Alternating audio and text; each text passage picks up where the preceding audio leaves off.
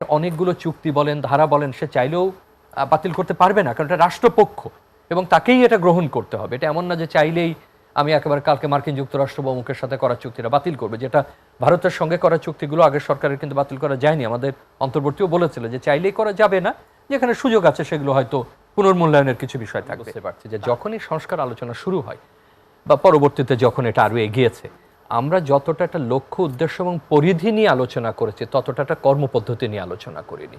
ঘাটতিটা সম্ভবত এটার ইমপ্লিমেন্টেশন স্টেজে।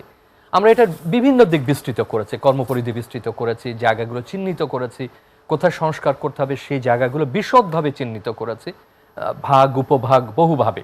কিন্তু এটার আসলে সাথে সাথে প্রত্যেকটা যে বাস্তবায়নের চ্যালেঞ্জগুলো, এ কথা কিন্তু উঠেছিল, পরবর্তীতে কিছু কিছু করা হয়েছে। এখন যে পরিস্থিতিতে আমরা এসে দাঁড়িয়েছি, এটা আমার কাছে মনে হচ্ছে পুরোটাই রাজনৈতিক সদিচ্ছা এবং আলাপের উপরে নির্ভর করবে। যেমন একটা হলো যে আদেশের যে ব্যাপারটা বলা হচ্ছে, এখন আপনি যদি বিদ্যমান সংবিধানে ধরেন, তাহলে তো বিদ্যমান সংবিধানে আসলে রাষ্ট্রপতি এমন কোনো আদেশ দিতে পারেন না যেটা সংবিধানের মৌলিক পরিবর্তন হয়। এটা যে কোনো সাধারণ সংবিধান যে বলছেন তিনিও এটা জানেন। এমনকি শপথেরও সেখানে এই ধরনের কোনো সুযোগ এখন পর্যন্ত সেখানে নাই।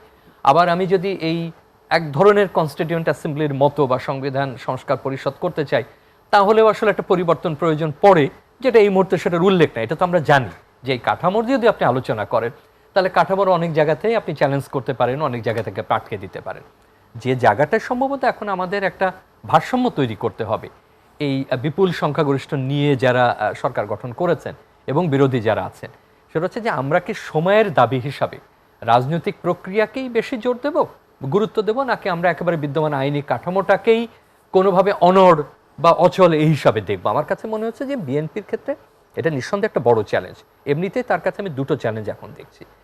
একটা হলো যে তার তো দেশ পরিচালনার বড় চ্যালেঞ্জ, যেটা আমরা একটু আগে কিছু বললাম, যে কিছু জিনিস উত্তরাধিকার সূত্রে তাকে পেতে হচ্ছে এবং এর অনেকগুলো চুক্তি বলেন ধারা বলেন সে চাইলেও বাতিল করতে পারবে না, কারণ এটা রাষ্ট্রপক্ষ এবং তাকেই এটা গ্রহণ করতে হবে। এটা এমন না যে চাইলেই আমি একেবারে কালকে মার্কিন যুক্তরাষ্ট্র বা অমুকের সাথে করা চুক্তিটা বাতিল করবে, যেটা ভারতের সঙ্গে করা চুক্তিগুলো আগের সরকারের কিন্তু বাতিল করা যায়নি। আমাদের অন্তর্বর্তীও বলেছিল যে চাইলেই করা যাবে না, যেখানে সুযোগ আছে সেগুলো হয়তো পুনর্মূল্যায়নের কিছু বিষয় থাকবে।